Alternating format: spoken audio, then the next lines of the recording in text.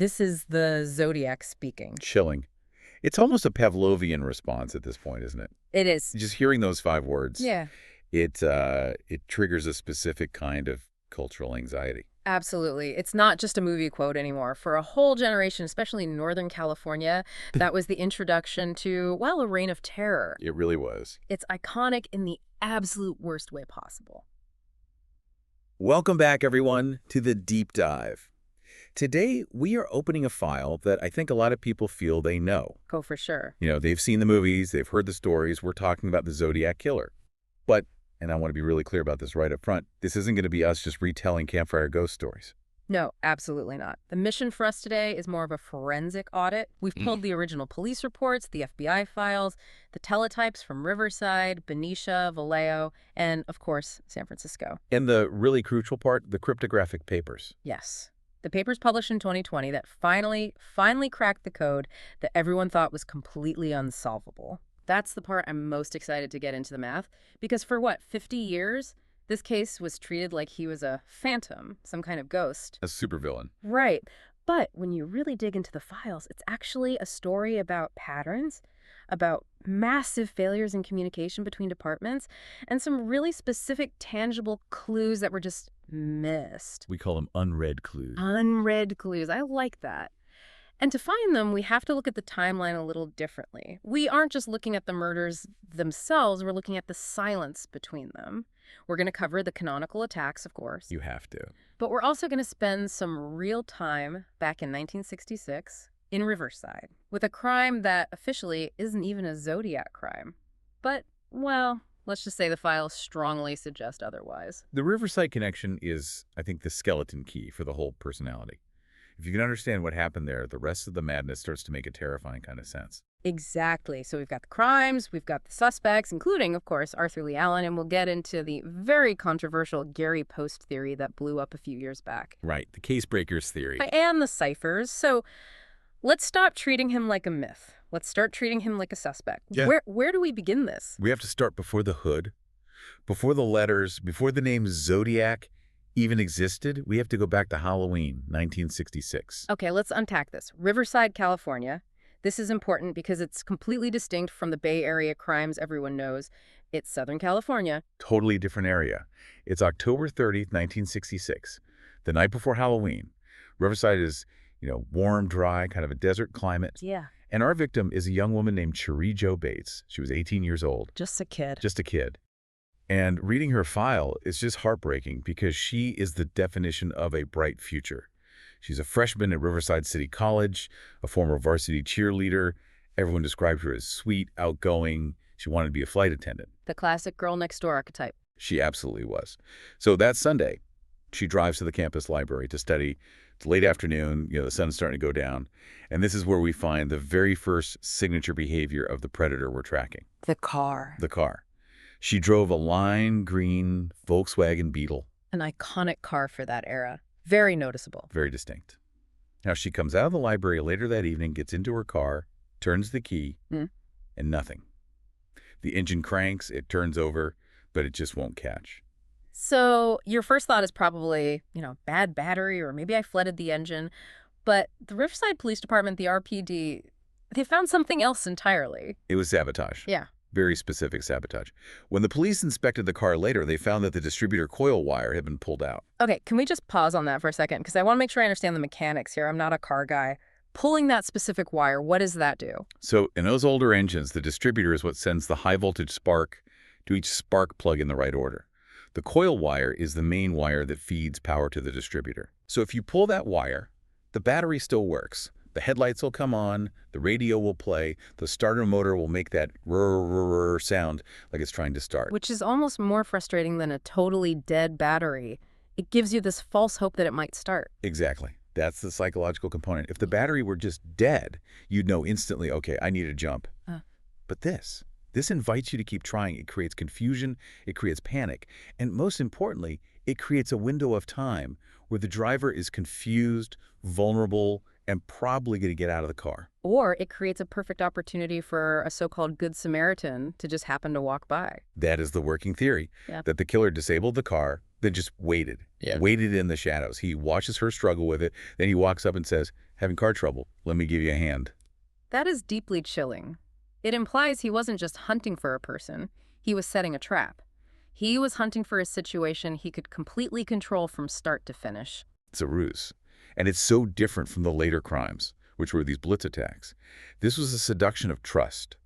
He lures her away from the lighted parking lot and into this dark gravel alleyway between two vacant houses nearby.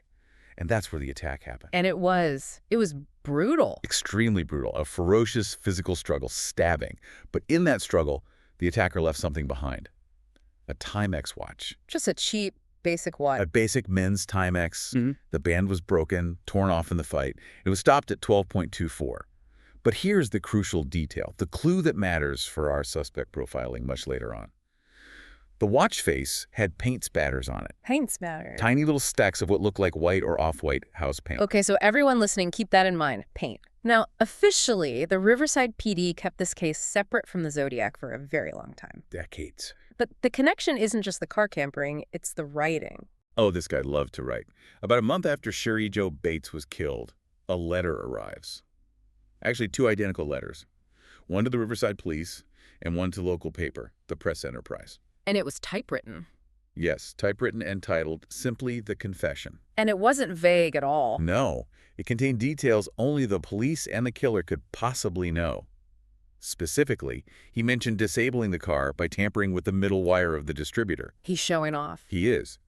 But listen to the motive he gives. He writes, and I'm quoting here, "Only one thing was on my mind, making her pay for the brush-offs that she had given me during the years prior." Making her pay for the brush-offs. Wow, that screams inadequacy, doesn't it? It's not random. It's deeply personal and rooted in rejection. It is the absolute rage of the rejected. It paints this psychological picture of someone who feels invisible, someone who feels slighted, probably by women in general.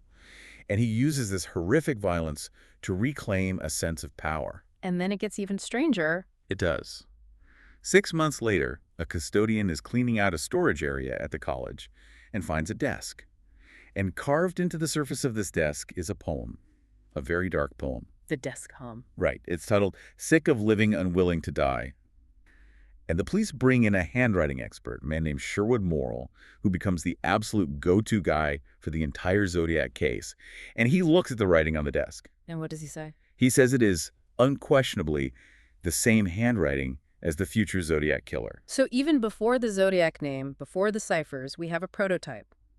A killer who sabotages cars, who is motivated by a deep-seated hatred of women who reject him, and who feels this overwhelming need to taunt the police and the press after the fact. Precisely. And that need for credit, that desperate need to be the smartest person in the room, that is the thread that pulls us north up to the Bay Area 2 years later. All right, let's move the timeline forward. We're now at December 20, 1968. This is where the Zodiac file officially begins in the eyes of the Department of Justice.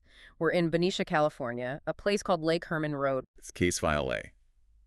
The investigation was handled by the Benicia Police Department and the Solano County Sheriff's Office. And the setting is just crucial to understanding this. Lake Herman Road back then was a classic lover's lane. Meaning dark and secluded. Pitch black. Rural. There are no street lights, no houses nearby. It's just a lonely two-lane road connecting Benicia and Vallejo. The victims are David Faraday, 17, and Betty Lou Jensen, 16. And it's their first date. Just kids. High school kids out on their first real date. They're parked in a gravel turnout off the side of the road. Another car pulls up, parks right beside them.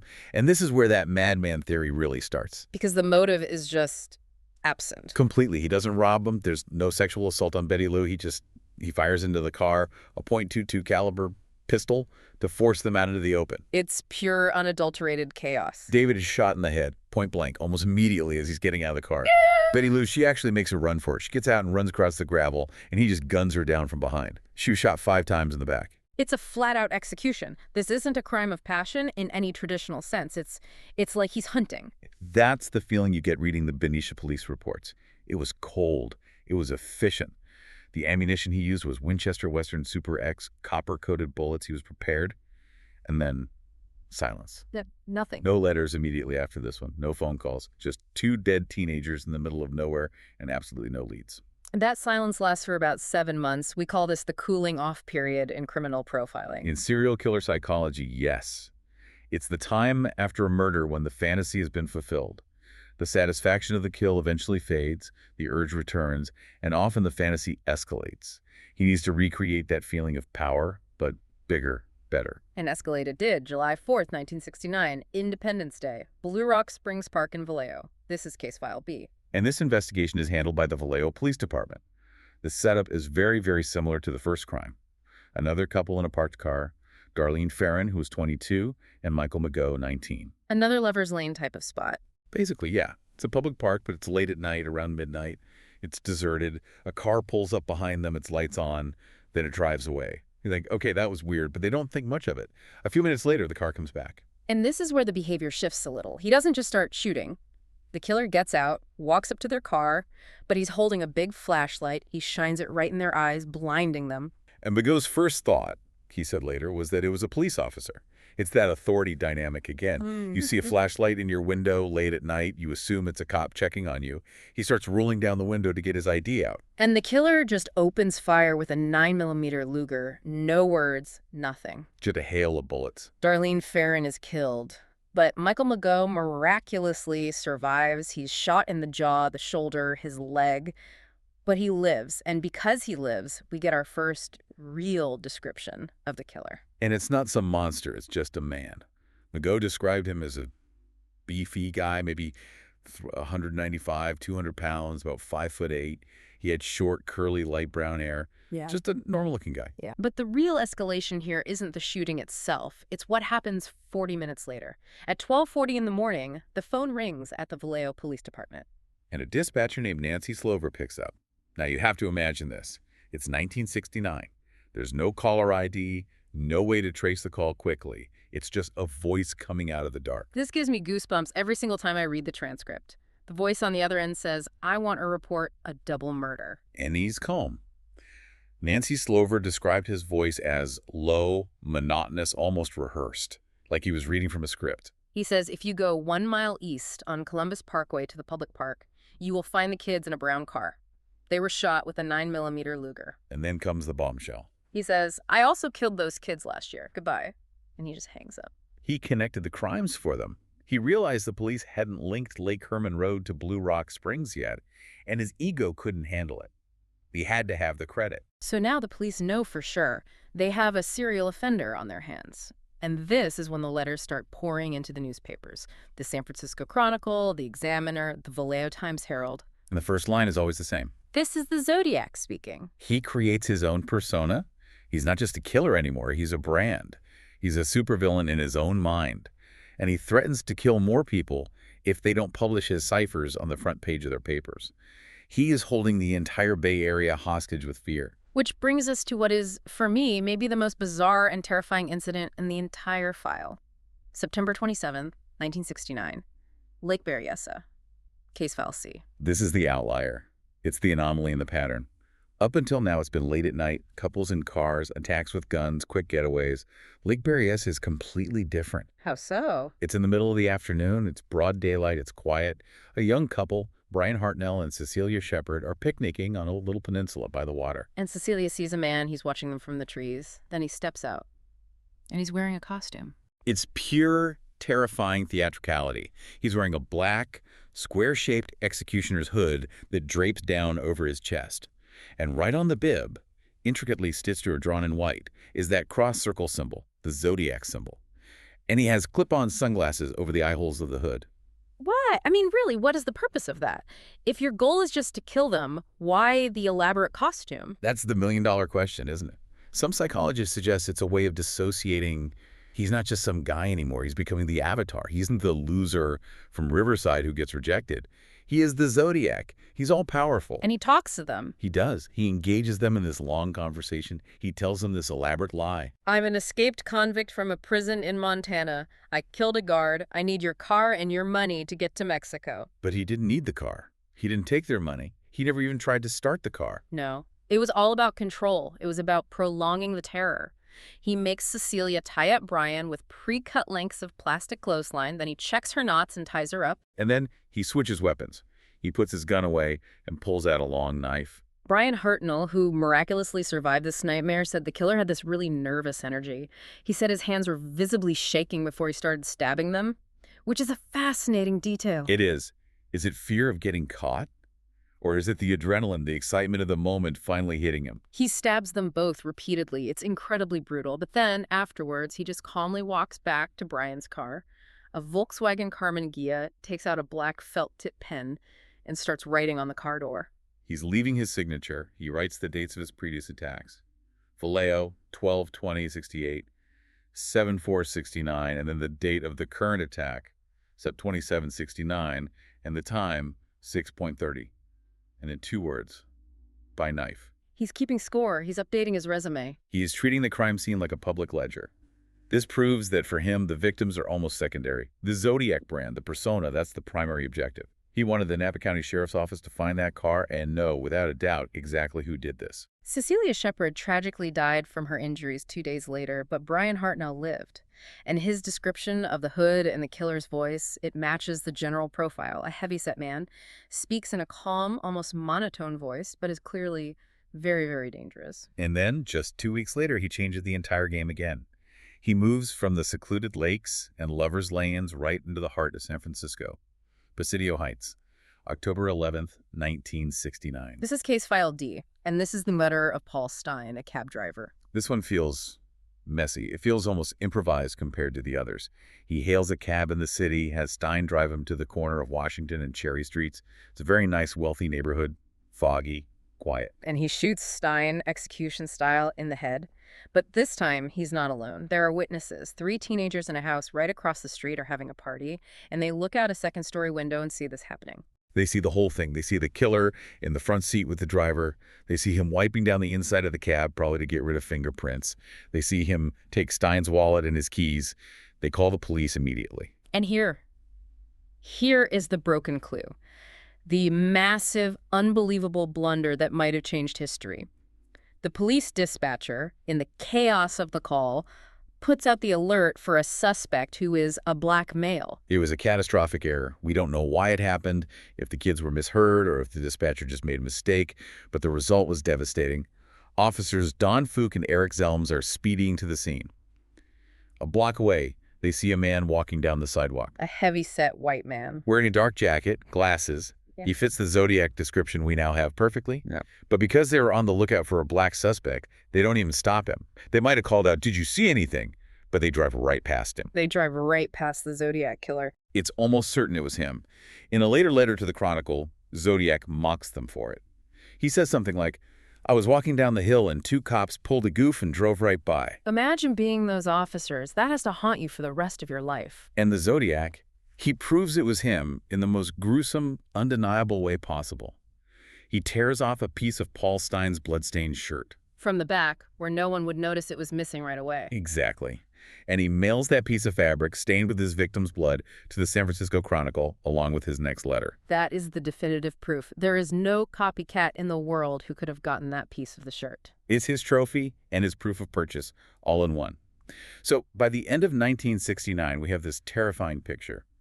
4 confirmed attack sites, 5 people dead, 2 survivors, and a killer who is actively communicating with the world, creating his own mythology, and daring anyone to catch him. So who is he? This brings us to, I think, the most frustrating part of the whole story. Section 3. The suspects. We have the usual suspects in some of these newer theories, but there is one name that just towers over this entire case. Arthur Lee Allen.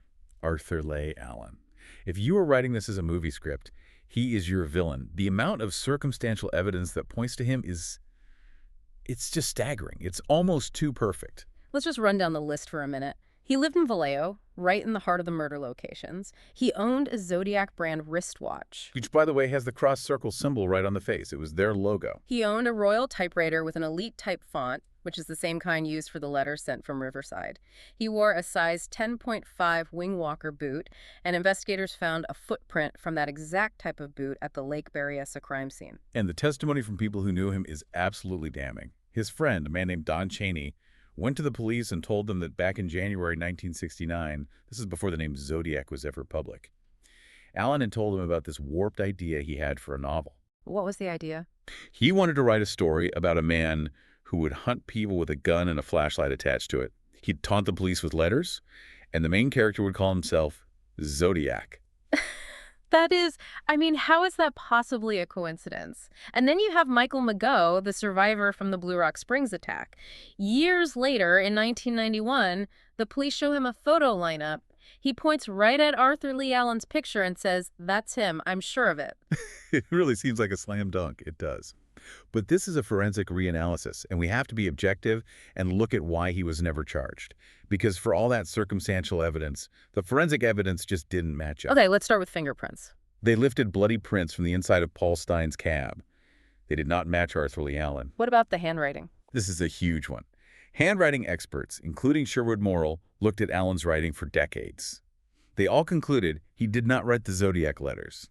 And they even considered that he might be trying to disguise his writing or that he was ambidextrous, so they checked samples from both hands. Still no match. And then there's the big one, the DNA. The DNA is the biggest point of contention in the entire case against him. In 2002, forensic scientists were finally able to develop a partial DNA profile from saliva they found on a stamp from one of the Zodiac's letters. Ugh.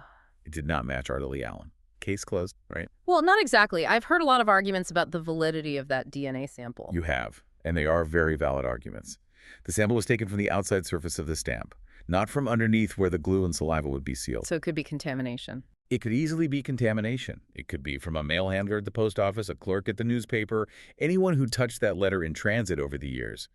So while it officially cleared him in 2002, a lot of the original investigators think that exoneration is shaky at best. Now we have to talk about the new information. The 2024 documentary, This is the Zodiac Speaking, it brought forward testimony from the Seawater family. This was a fascinating and, frankly, disturbing development. The Seawater children, who are now adults, claim that Allen was a family friend, the teacher who was close to their family back in the 60s. And they claim he took them on these outings that align terrifyingly well with some key murder dates. Specifically, they mentioned Tajiga's Point in 1963 and Riverside in 1966. Exactly. Tajiga's Point, near Santa Barbara, is where a young couple, Robert Domingos and Linda Edwards, were killed in a style very similar to the Lake Berryessa attack. It's often linked to Zodiac as a possible precursor crime.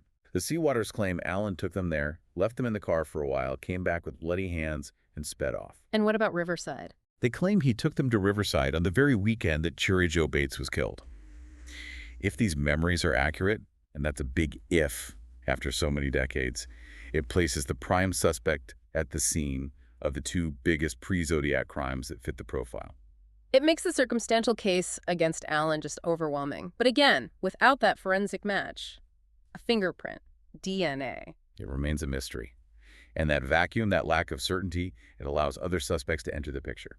Which brings us to Gary Post. Ah, the case breakers theory. This made huge news back in 2021. So who is Gary Post? Gary Post was a house painter who lived in the Sierra foothills. He died in 2018. The case breakers are a group of cold case specialists, retired law enforcement journalists, and they claim he is the guy. And their biggest piece of evidence is visual. It's about scars. The police sketch from the Presidio Heights murder, the one the teenagers helped create, it shows a man with what look like lines or maybe scars on his forehead. Right. The case breakers found photos of Gary Post where he has these very distinct scars on his forehead, and they claim that if you overlay the sketch, they line up perfectly. They also point to the Riverside connection. Remember the Timex watch found at the Cherry Joe Bates scene? It had paint splatter on it. And Gary Post was a professional house painter. That is a compelling link. It is. They also claim to have a source that places him at the March Air Force Base Hospital, which is only about 15 minutes from the murder scene, getting treated for a gun accident around that exact time. It sounds compelling on the surface, but the police haven't really jumped on board with this theory, have they? No, not at all. The Riverside PD and the SFPD have been very cool, very dismissive of this theory. They've essentially said there's no DNA link to Post, and that relying on forehead wrinkles in a composite sketch versus a photograph is highly subjective and not hard evidence. It's an interesting theory, but it lacks even the volume of circumstantial evidence that the case against Allen has. It just feels like every few years someone comes forward and says, case closed, but the file always remains open. And a huge part of that file, a huge part of the whole mythology, is the codes. Section 4, the ciphers. This is the math behind the madness. This is what makes the Zodiac unique among serial killers. He wasn't just a murderer, he was a puzzler. He had this desperate need to prove his intellectual superiority over everyone, the public, the press, and especially the police. The first one he sent, the Z408, that was solved pretty quickly, right? Yeah, that one came in 3 parts with his first letters in 1969. It was a basic substitution cipher. A high school history teacher and his wife, Donald and Betty Harden, they cracked it over a weekend at their kitchen table. And a message was just chilling. I like killing people because it's so much fun. It revealed this delusional motive about collecting slaves for the afterlife, or paradise as he spelled it. But the Z340, that was the white whale. The Z340. 340 characters of pure gibberish. He sent it to the Chronicle on November 8th, 1969.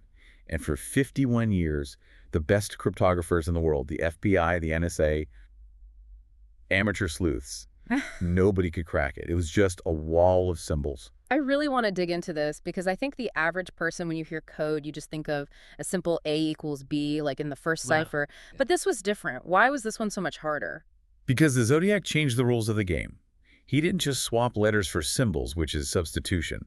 He added a second incredibly difficult layer of encryption called transposition. Okay, explain that to me like I'm 5. All right, imagine you write a message on a piece of graph paper. Let's say, I like killing. Yeah. With a substitution cipher, you just swap the letters for symbols. But with transposition, you then scramble the positions of those symbols based on a complex geometric pattern. So even if you figure out that, say, a triangle symbol equals the letter E, the E is in the completely wrong place in the sentence. Exactly. It's like you have a bag of Scrabble tiles that are the right letters for the message, but they've been glued to the board in what seems like random spots. But it wasn't random. That's the key. It wasn't random. There was a system, but it was incredibly complex.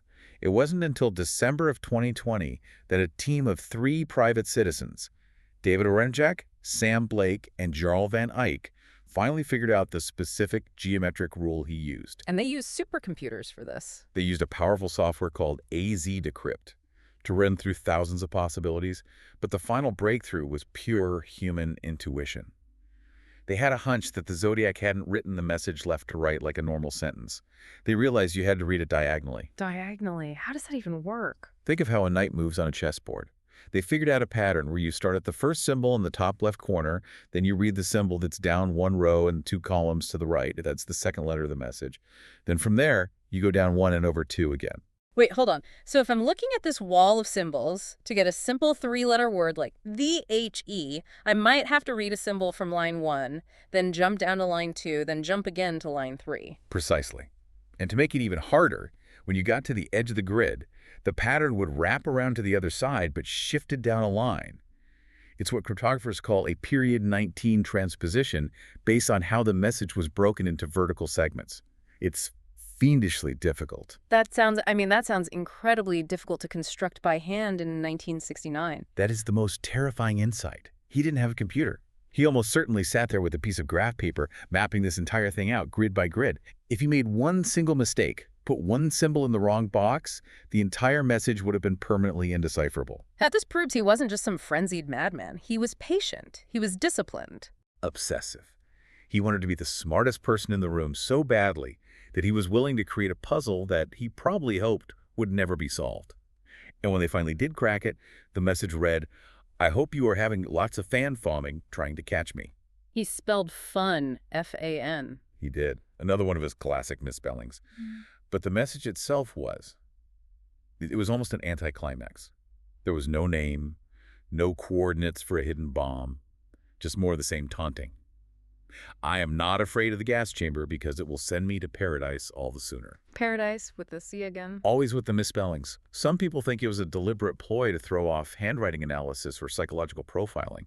Others just think he was a poor speller, but had a logical structural mind. It's just terrifying to think about him sitting there drawing out that grid, moving the letters one by one, knowing he's locking his secrets away for what turned out to be half a century. And realizing that, in a way, he succeeded. Whoever he was, he died long before we ever read that message. So where does that leave us today? Section 5, the unclosed file. We're here in the mid-2020s. Is there any realistic hope of solving this now? The hope, as it always is in these modern cold cases, lies in forensic genealogy and advanced DNA testing. But even on that front, it has been deeply frustrating. I read that the Vallejo Police Department sent some of the key evidence, the envelopes and stamps, for advanced DNA testing back in 2018. They did, and recent reports from 2025 have suggested that they did manage to obtain a partial profile, but it was an exclusion profile. Meaning it was only useful for proving who the Zodiac wasn't. Exactly. Yeah. They could run it against their top suspects, like Allen or Post, and it ruled them out. But it didn't give them a positive ID. The problem is that touch DNA issue we talked about. Yeah. These letters and stamps have been handled by dozens of police officers, journalists, and file clerks for decades, long before wearing gloves at crime scenes was standard practice. So the evidence is just too contaminated. It's heartbreaking. The answer might literally be there on the back of a stamp, but it's buried under layers and layers of other people's DNA. It all comes back to these unread clues. Is there one you keep coming back to, one perspective that maybe we've missed? I think it's the sketch discrepancy. You have the teenagers at Presidio Heights who gave the details for the famous composite sketch with the glasses. But then you have Officer Fook, who drove past him, who described a man who looked different. You have Mago, who described the beefy man. The descriptions were similar, but not identical. That inconsistency allowed him to just slip through the cracks every single time? It did. And you have to look at it psychologically, too. Look at the timeline. The credible, confirmed Zodiac letters just stop in 1974. Why? Did he die? Did he get arrested for something else and sent to prison? Or, and this is the scariest thought to me, did he just get bored? Did he decide he had won the game? He'd terrified a major American region. He'd stumped the greatest code breakers in the world. Maybe he just went back to his life as a mechanic or a teacher or a house painter and just lived, watching the movies they made about him, knowing he got away with it. That brings us to our final provocative thought for you to consider. And this is the one that really keeps me up at night. Think about the luck. The sheer, dumb, unbelievable luck this person had. Did his gun jam at Lake Herman Road? No. But driving away from Blue Rock Springs without a single witness and walking right past two police officers in San Francisco and them not stopping you because of a simple radio error. So, was the Zodiac a criminal mastermind, a cryptographic genius who planned every move? Or was he just a lucky, sadistic loser who stumbled into infamy because of a series of police mistakes and fortunate breaks? And is the real answer the one piece of evidence that could finally close this file, sitting in a dusty cardboard box in the Vallejo PD evidence room right now, just waiting for one scientist to finally find a way to swab the back of a stamp just right? I guess we'll just have to wait for the next breakthrough. But until then, the codes may be broken, but the case is definitely not closed. Not closed at all. Thanks for joining us on this deep dive. If you want to see the solved 340 cipher for yourself, or the police sketches we talked about, we'll have links in the show notes. Keep looking for the patterns. Until the next deep dive.